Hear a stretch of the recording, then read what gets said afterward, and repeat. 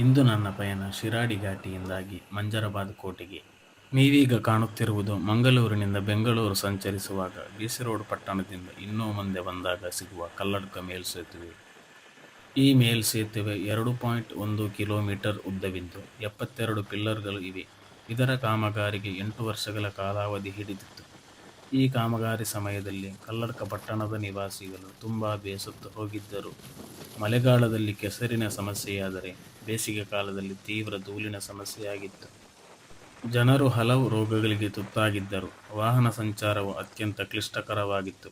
2017ರಲ್ಲಿ ಕಾಮಗಾರಿ ಪ್ರಾರಂಭವಾಗಿ ಇತ್ತೀಚೆಗೆ 2025ರ ಜೂನ್ ತಿಂಗಳಲ್ಲಿ ಪೂರ್ಣಗೊಂಡು ಈ ಮೇಲ್ಸೇತುವೆಯಲ್ಲಿ ವಾಹನ ಸಂಚಾರ ಪ್ರಾರಂಭವಾಯಿತು. ಕಲ್ಲಡ್ಕ ಎಂದಾಗ ನಮಗೆಲ್ಲರಿಗೂ ನೆನಪಾಗುವ ಇನ್ನೊಂದು ವಿಷಯ KT ಚಹಾ. ಇಲ್ಲಿನ ಲಕ್ಷ್ಮೀ ನಿವಾಸ್ ಹೋಟೆಲ್ನಲ್ಲಿ ಕಳೆದ 45 ವರ್ಷಗಳಿಂದ ಈ ಚಹಾ ಪ್ರಸಿದ್ಧಿಯಲ್ಲಿದೆ. ಈಗ ಇದು ಮಂಗಳೂರಿನ ಪಂಚತಾರ ಹೋಟೆಲ್ಗಳಲ್ಲೂ ಲಭ್ಯವಿದೆ. ಚಹಾದ ಲೋಟದಲ್ಲಿ ಚಾಹುಡಿ ಇರುವ ಕಂದು ಬಣ್ಣದ ದ್ರವ ಮತ್ತು ಹಾಲು ಬೇರ್ಪಟ್ಟಿರುವುದೇ ಈ ಚಹಾದ ವಿಶೇಷತೆ. ಈಗ ನಾನು ಶಿರಾಡಿ ತಲುಪಿದ್ದೇನೆ.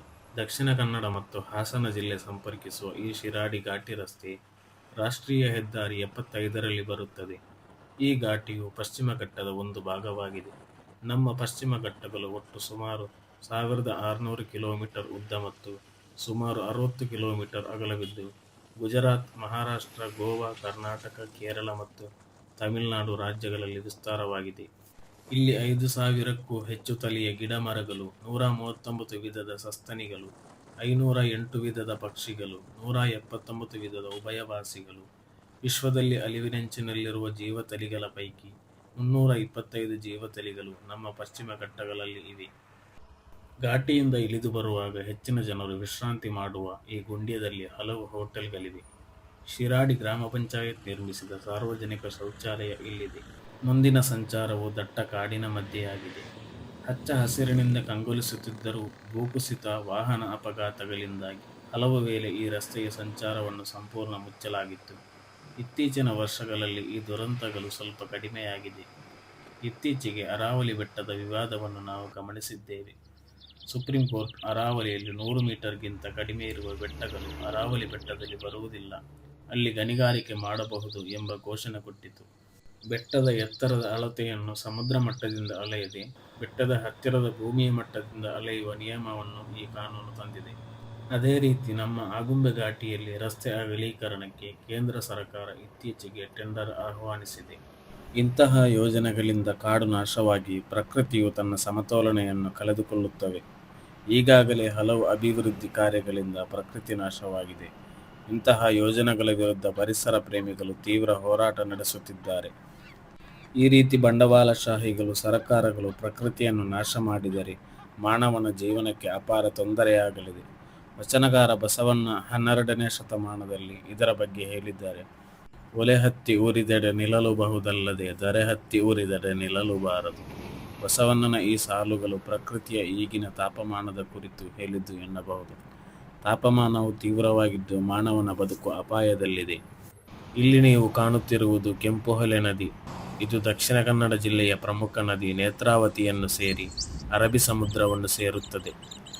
ಇದರ ಮಧ್ಯೆ ಹಲವು ಅಣೆಕಟ್ಟುಗಳನ್ನು ಕಟ್ಟಿ ಆ ನೀರನ್ನು ಜನರಿಗೆ ಕುಡಿಯಲು, ಕೃಷಿಗೆ, ವಾಣಿಜ್ಯ ಬಳಕೆಗೆ ಬಳಸಲಾಗುತ್ತಿದೆ. ಉತ್ತರ ಭಾರತದ ಜನರಿಗೆ ನೀರು ಒದಗಿಸುವ ಗಂಗಾ, ಬ್ರಹ್ಮಪುತ್ರ ಮುಂತಾದ ನದಿಗಳು ಉದ್ಭವಿಸುವುದು ಹಿಮಾಲಯ ಪರ್ವತ ಶ್ರೇಣಿಗಳಿಂದ. ಆದರೆ ನಮ್ಮ ಪಶ್ಚಿಮ ಘಟ್ಟಗಳ ನಿತ್ಯ ಹರಿದ್ವರ್ಣ ಕಾಡುಗಳು, ಅರೆನಿತ್ಯ ಹರಿದ್ವರ್ಣ ಕಾಡುಗಳು ಹಾಗೂ ಶೋಲಾ ಕಾಡುಗಳಿಂದ ಉದ್ಭವಿಸುವ ನದಿಗಳು ದಕ್ಷಿಣ ಭಾರತದ ಜನತೆಗೆ ಪ್ರಮುಖ ಜಲಮೂಲವಾಗಿದೆ. ನಾವು ದಿನನಿತ್ಯ ನಮ್ಮ ಮನೆಯಲ್ಲಿ ಕುಡಿಯುವ ನೀರು 100 ಕಿಲೋಮೀಟರ್ ದೂರದ ಪಶ್ಚಿಮ ಘಟ್ಟಗಳಿಂದ ಬರುತ್ತದೆ. ಆದ್ದರಿಂದ ಈ ಘಟ್ಟಗಳ ಸಂರಕ್ಷಣೆ ನಮ್ಮ ಜವಾಬ್ದಾರಿಯಾಗಿದೆ. ಶಿರಾಡಿ ಘಾಟ್ನಲ್ಲಿ ಸಂಚರಿಸುವಾಗ ನಮಗೆ ನೆನಪಾಗುವ ಮುಖ್ಯ ವಿಷಯವೆಂದರೆ ಎತ್ತಿನಹೊಳೆ ಯೋಜನೆ. ನೇತ್ರಾವತಿ ನದಿಯ ಉಪನದಿಗಳಾದ ಹೊಂಗಡಹಳ್ಳ, ಎತ್ತಿನಹೊಳೆ, ಕಾಡುಮನೆ, ಕೇರಿಹೊಳೆ ನದಿಗಳಿಂದ ನೀರನ್ನು ಪಂಪ್ ಮಾಡಿ ಹಾಸನ, ಚಿಕ್ಕಮಗಳೂರು, ತುಮಕೂರು, ಚಿಕ್ಕಬಳ್ಳಾಪುರ, ಕೋಲಾರ, ರಾಮನಗರ, ಬೆಂಗಳೂರು ಗ್ರಾಮಾಂತರ ಜಿಲ್ಲೆಗಳಿಗೆ ನೀರು ಹರಿಸುವ ಯೋಜನೆ. ಈ ಯೋಜನೆಗೆ ಹೋರಾಟಗಾರರ ತೀವ್ರ ವಿರೋಧ ಬಂದರೂ 2024ರ ಸೆಪ್ಟೆಂಬರ್ ತಿಂಗಳಲ್ಲಿ ಇದರ ಮೊದಲ ಹಂತದ ಉದ್ಘಾಟನೆಯನ್ನು ಕರ್ನಾಟಕದ ಮುಖ್ಯಮಂತ್ರಿ ಸಿದ್ದರಾಮಯ್ಯ ನೆರವೇರಿಸಿದರು. ಇದಕ್ಕೆ ಆ ಸಮಯದಲ್ಲಿ 23,000 ಕೋಟಿ ಖರ್ಚಾಗಿತ್ತು. ಇದರ ಪೂರ್ಣ ಕಾಮಗಾರಿಗೆ 28,500 ಕೋಟಿ ಖರ್ಚಾಗಬಹುದು ಎಂದು ಅಂದಾಜಿಸಲಾಗಿದೆ. 1980ರಲ್ಲಿ ನೀರಾವರಿ ತಜ್ಞ ಜಿ. ಎಸ್. ಪರಮಶಿವಯ್ಯ ನೇತ್ರಾವತಿ ನದಿ ತಿರುವಿನ ಸಲಹೆಯನ್ನು ಸರ್ಕಾರಕ್ಕೆ ಸಲ್ಲಿಸುತ್ತಾರೆ. ನಂತರ 2010ರಲ್ಲಿ ಜಲಸಂಪನ್ಮೂಲ ಸಚಿವರಾಗಿದ್ದ ಬಸವರಾಜ ಬೊಮ್ಮಾಯಿಯವರ ಸಮಯದಲ್ಲಿ ಈ ಯೋಜನೆ ಪ್ರಸ್ತಾವನೆಗೆ ಬರುತ್ತದೆ. 2012ರಲ್ಲಿ ಸದಾನಂದಗೌಡರು ಮುಖ್ಯಮಂತ್ರಿಯಾಗಿದ್ದಾಗ ಈ ಯೋಜನೆಗೆ ಆಡಳಿತಾತ್ಮಕ ಅನುಮೋದನೆ ದೊರೆಯುತ್ತದೆ. 2014ರಲ್ಲಿ ಸಿದ್ದರಾಮಯ್ಯನವರು ಮುಖ್ಯಮಂತ್ರಿಯಾಗಿದ್ದಾಗ 8,326 ಕೋಟಿಯಿಂದ 12,912 ಕೋಟಿಗೆ ಯೋಜನೆಯ ವೆಚ್ಚ ಜಾಸ್ತಿಯಾಗುತ್ತದೆ. 2014 ಮಾರ್ಚ್ನಲ್ಲಿ ಈ ಯೋಜನೆಗೆ ಚಿಕ್ಕಬಳ್ಳಾಪುರದಲ್ಲಿ ಮುಖ್ಯಮಂತ್ರಿ ಸಿದ್ದರಾಮಯ್ಯನವರು ಚಾಲನೆ ನೀಡಿದರು.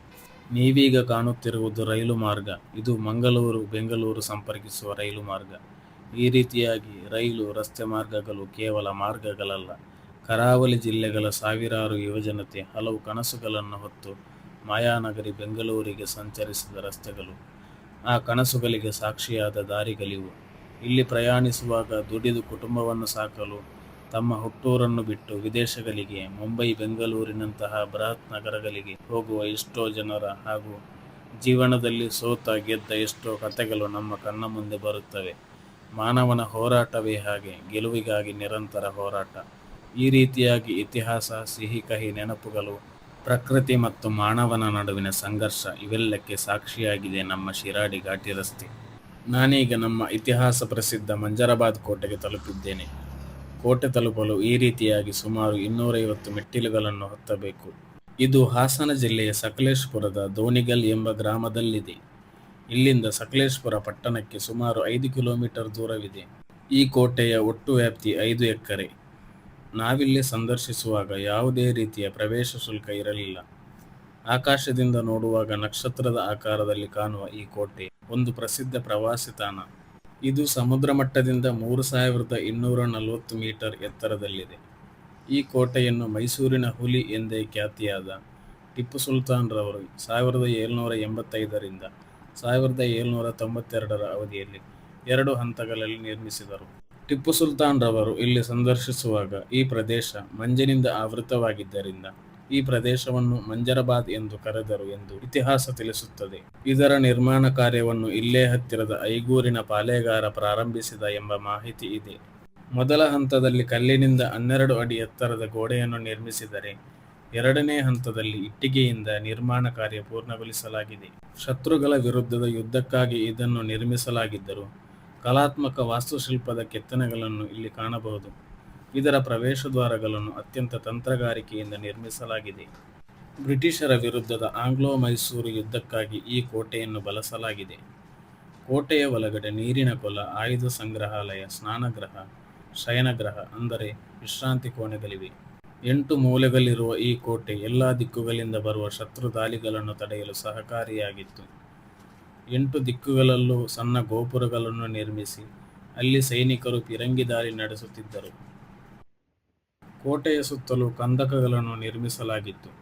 ಈ ಕಂದಕಗಳಲ್ಲಿ ನೀರು ತುಂಬಿಸಿ ಅದರಲ್ಲಿ ಮೊಸಳೆಗಳನ್ನು ಸಾಕಿ ಶತ್ರು ಸೈನಿಕರು ಒಳನುಸುಳದಂತೆ ರಕ್ಷಿಸಲಾಗುತ್ತಿತ್ತು. ಕೋಟೆಯ ಮಧ್ಯೆ ನೀವು ಕಾಣುತ್ತಿರುವ ಈ ಕೊಳದಿಂದ ಕುದುರೆಗಳು ನೀರು ಕುಡಿಯುತ್ತಿದ್ದವು.